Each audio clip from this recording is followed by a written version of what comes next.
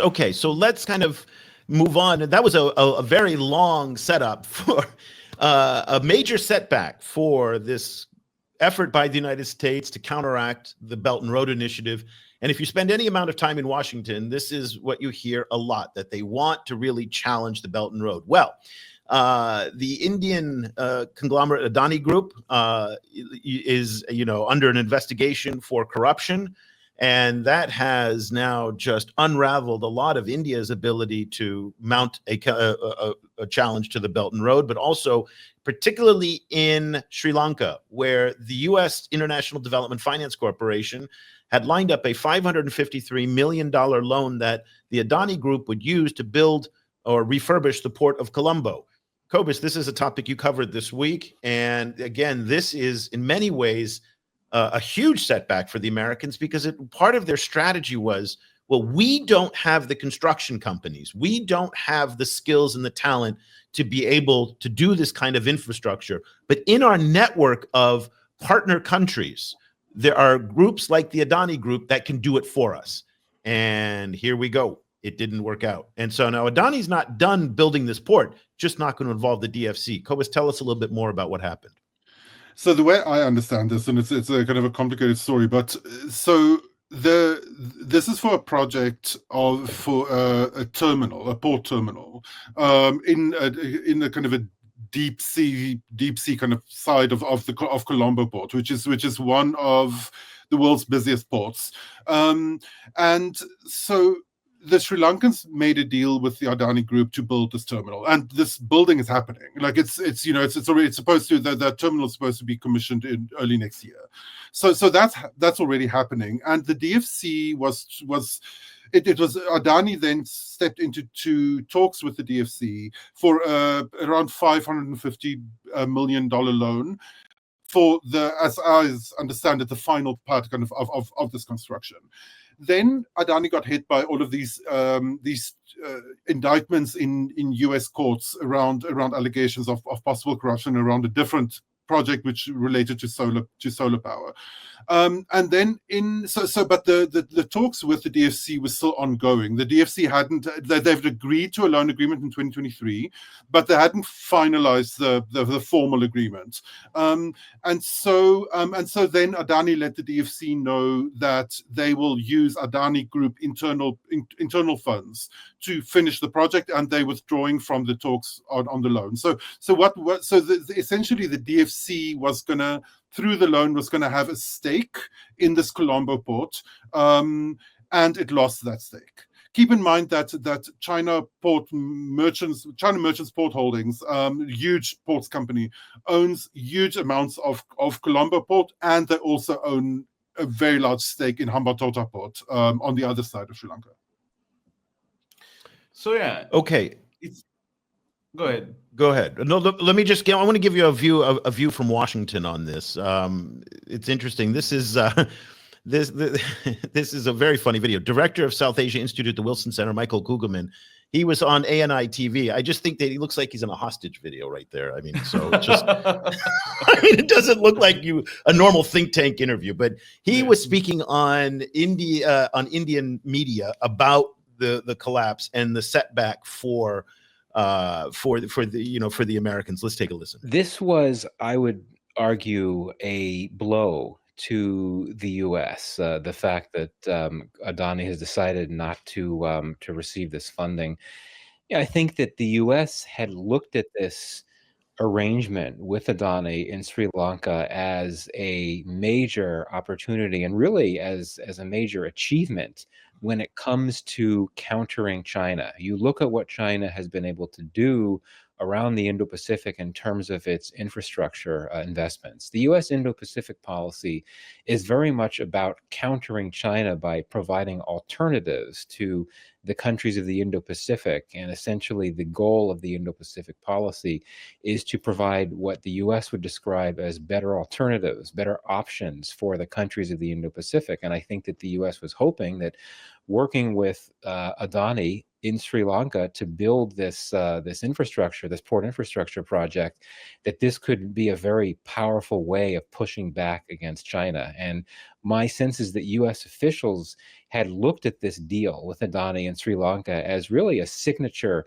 example of how the U.S. has the capacity to counter China and to beat China at its own game. And now with this deal apparently not going forward, I do think that this does represent a strategic blow of sorts to the U.S. So, Giraud, I mean, there it is. And you know, this at the time of the signing, this is what he was talking about. There was a lot of excitement that we have figured it out. This is how we're going to do it. We're going to get this network of partner countries, network of partner companies like Adani, and this is what we're going to do. At the end of the day, though, you know, I just don't think that the U.S. has the operating system to be able to do an effective challenge of China's Belt and Road. Our system of government is not set up the same way. It's not because we don't have the money. We've had plenty of money. Our friend Jude Moore, who is at the Center for Global Development, he made this very interesting point a couple of years ago. When you hear the argument in Washington that says we can't go dollar for dollar with the Chinese on the Belt and Road, that's actually not true, because the global war on terror, we spent trillions of dollars. We could have done 4 or 5 Belt and Roads for the cost of what the global war on terror cost the Americans. It's not that there is not enough money. It's that the Americans just don't choose to allocate. They could fully have solved global warming with the number of things. The money they spent on those wars. Just Afghanistan alone was more than $1 trillion. That could have been, Afghanistan alone could have been a real challenge to the Belt and Road. But by trying to do it on the cheap this way, without your own people, with a very flimsy network, what you end up getting into is what Giraud pointed out, is you end up putting lipstick on the pig. And what that means is that you end up taking the libido corridor, which is not really an American issue, is not really an American project, is not really going to be a challenge to the Belt and Road, and you call it the Belt and Road challenger and the killer. Or you do a deal with Adani. And by the way, the irony that there's a corruption scandal going on here is just maddening, because, you know, one thing that the Americans talk about the Belt and Road is it's just laden with corruption. So, I mean, there's a little bit of irony here that corruption is the problem, and you know. But Giraud, let's hear your take. I was really trying to understand how this Adani project would have challenged the Belt and Road Initiative, because when you look at the DFC role here, the DFC is just providing financing to Adani Group, and the loan is to Adani Group. Adani has to pay back. So when even Adani is going to build that, Adani has no incentive to block any Chinese infrastructure project or any poor Chinese vessel to use that. That's the fact. One element. And second, since it's the case, you're like, what we don't see in the Belt and Road, it's not only the financing, it's also the construction company. China give money to Chinese companies that are building infrastructure in these places. It's a really component of those two things at the same time. That's right. And not only that, but they'll bring in Chinese cement, Chinese equipment, Chinese. So everything helps China in that respect. Everything helps China in that respect. So you're just giving money to an infrastructure entrepreneur on a project somewhere, and you say, I'm countering China. I don't understand it, because it could have been any bank. Let's say if it was European Bank of Investment, you would have said that EU is countering the Belt and Road. If it was South Africa, DBSC, if it was any other banks, like, this is the part where it's like, I'm really trying to understand or to grasp the China countering China narrative by DFC providing loans to a company that's winning a project somewhere in the global south. And it brings up the same issue with the libido corridor of how Chinese mining companies would use the corridor to transit. One would assume that if the port of Colombo is operational, that I don't think the Sri Lankans would turn away a Chinese ship that's going to pay for a docking fee, because they need to repay the loans. Yeah, so Adani again, to your point, I'm not 100% sure how this undermines the Chinese when, you know, and I could imagine the reaction in Beijing is like, so there's new logistics capability in Sri Lanka, and that's a bad thing. I mean, because you're not going to see a country like Sri Lanka. This will not happen. Deny access to a Chinese ship at a port. It won't happen. Exactly. I mean, just not it going to also happen. seems to me like a kind of a, like on broad terms, it seems kind of like a symptom of a larger problem in Washington, which is that they tend to flatten the kind of their current geopolitical moment into this bipolar horse race between them and China, whereas the real situation is that it's the rise of China wasn't the rise of this kind of second superpower that is trying to replace the US. The rise of China is part of the rise of several powers, like it's multipolarism. And so it leads to like having this bipolar horse race kind of frame through which they see everything, particularly in this very tunnel vision kind of way. It tends to lead to this kind of magical thinking, right? It tends to lead to the magical thinking that Angola, for example, is now in our orbit. And I mean, if you talk about tricksiness and playing all sides, India is the king of that, right? So so in the same week that we're talking about this situation, it came out that India is planning to spend like billions of dollars on a new radar system from Russia.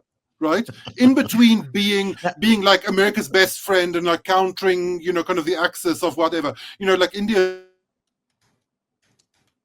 Yeah, we might have lost Cobus there, but for a moment, yeah. He's freezing up there. But yeah, and let's not forget, of course, the famous Modi hug. That the bear hug with Putin.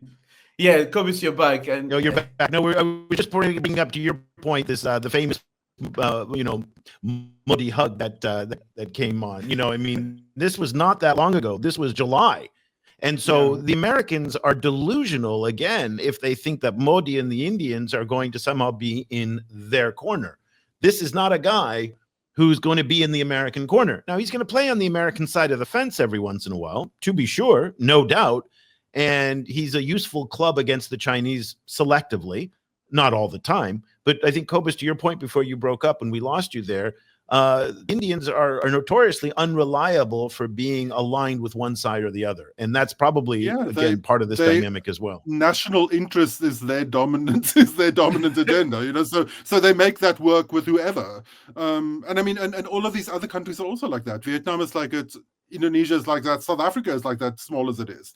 Angola is like that. Cote d'Ivoire so all of them are. All of them are. And yet in Washington, the logic of being with us, quote unquote, is so powerful, that, Yeah, I mean, so they don't understand that, you can be with everybody. Like, I'm choosing who I'm going to be with. And this is the part where they kind of lost. There is a cognitive dissonance where they just don't get it. I mean, how is that happening? How that situation is happening on the ground with us?